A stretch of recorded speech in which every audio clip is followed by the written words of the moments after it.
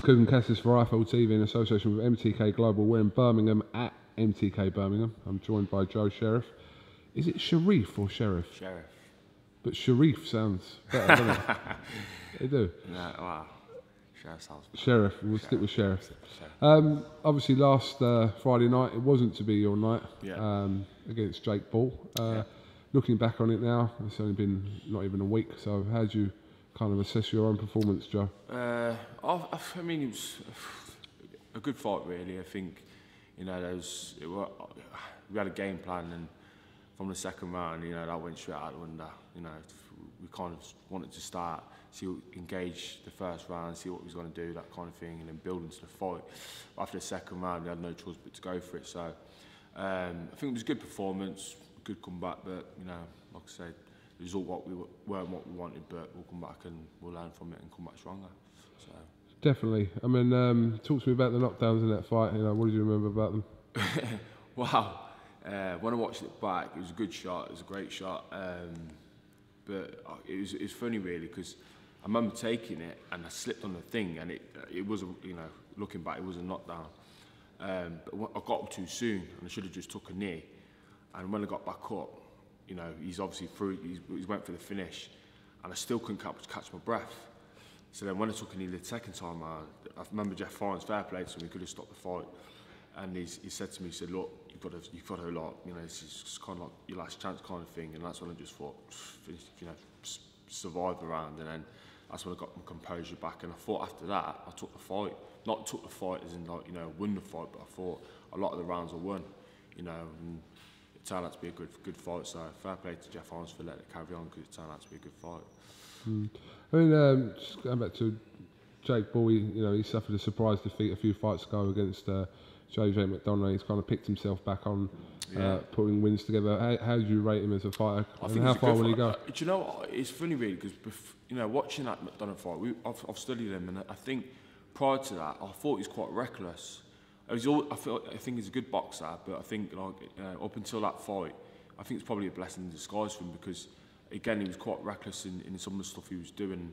And after that, I think he fought that Oleg for his comeback fight with Oleg, whatever his name is. There's a guy I fought, and then he fought Jamie Ambler. And that Jamie Ambler fight, he's he's a bit more patient, and he boxed a lot better. And I thought, he's going to box like that against me, and he did. He boxed a lot more cuter, and he's got a good skill set anyway. And I think he'll go far, yeah. But I mean, you suffering your first defeat in your career as well. And how did that feel? Cause do you know what? It's funny, really, because, like, no one likes to lose, and I'm one of them that's, you know, it sort of dented my ego a little bit. But at the same time, it's kind of, I'd rather be in them kind of fights than pad my career out and fight people that no one gives a shit about. Do you know what I mean? It's almost like they're the fights I want to be in. You know, I learnt a lot watching it back.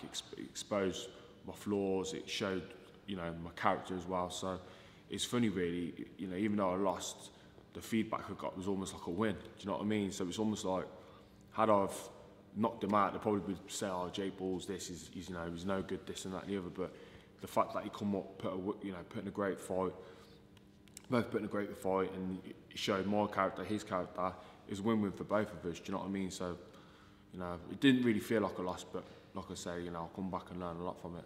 Is there too many padded records in boxing? Too many. Listen, I'm one of them. I've come into boxing, pro boxing late for whatever reasons, you know, that have been out of my control. But I've always said I want to be remembered for being in good fights, you know, testing myself, and that's what it should be about. And, you know, the McGregor and Mayweather fight just shows that, you know, if you're not putting yourself in these kind of fights, then these fucking freak shows are going to happen. Do you know what I mean? So that's what I think. You know, you just got to fight. You know, that's the name of the game, isn't it? So, did you watch that fight? Talking about that? I didn't stay up and watch it. No chance. But I watched it the day after, and I thought, you know what? I like McGregor, and I think it was. But it just goes to show you can't cross over. There's no. It's why they're two different sports. I know people were saying kind of. Effectively, it was someone making their pro debut, which he was in the boxing ring against Floyd Mayweather. Yeah. So that was really the the cut and shut of it, really. So. Yeah, I mean, listen, it was an event, wasn't it? It was entertainment, and I think McGregor did what I thought he would do. You know, do well for a few rounds, and maybe we'll just take over. But again, it was good to see in the respect that what would happen if an MMA guy would come in to a boxing world. It just proved that you can't cross over just like that. You know, can't make your pro debut against an elite fighter that Canelo can't even beat. So imagine Canelo against McGregor. You know, say no more. So talking of Canelo, obviously a huge fight, and this is a fight for the boxing purists and fans and everyone basically. Canelo and Golovkin. Who are you picking, Joe? I think Canelo. I think he's got the youth. I think he's since that Mayweather fight, he's just gone up leaps and bounds. And I think, you know, ignore the Danny Jacobs fight. I just think he's too easy to be hit. Canelo. I think he's strong. But I just think 12 round. I think Canelo. That's what I think. Yeah. Good fight though. It'd be a great fight. I wouldn't listen. It could go. It could go either way. No one would be surprised either way with that. Surprised either way. No. So ideally for you, when would you like to be out next? Well, I think, you know, there's been talks of prior to the Jake Paul fight, there's been talks about the Ricky Summers fight.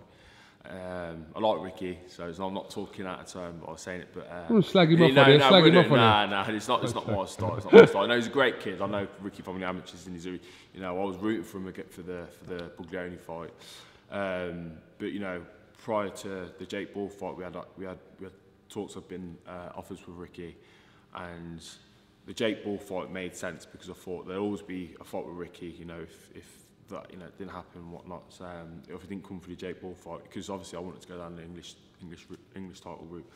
But obviously now we're coming off the back of both of us coming off the back of losses. He put up a great fight on Sky Sports against Buglioni. Like it was me with Jake Paul, so I think the fight makes sense. Do you know what I mean? So maybe that can happen, but I don't really fancy a little takeover fight. I'd rather just keep at this level now and just keep plugging away. Straight back in. Straight back in. So, if I'm going to take yourself out of this equation, who's the number one light heavyweight in Britain? Well, Nathan Clover's retired now, isn't he? So, I don't know. You'd have to take Bob Adjusaf. Do you think? Yeah. Okay. Listen, no one, I was on about this the other day to someone. No one wants to fight him. I'd love to see. Listen, and he has talking like he's the best in the division. I'd like to see him versus Bob Adjusaf, because I know Bob would take it as well. Bob against who? Bob Anthony Yard. Against Anthony Yard. Everyone's talking about Anthony Yard, and listen, he's doing his thing and he's looking good. But you're asking me who I think the best in the division is now, who would beat pretty much anyone in the top 10? I think Bob would. Yeah. Okay.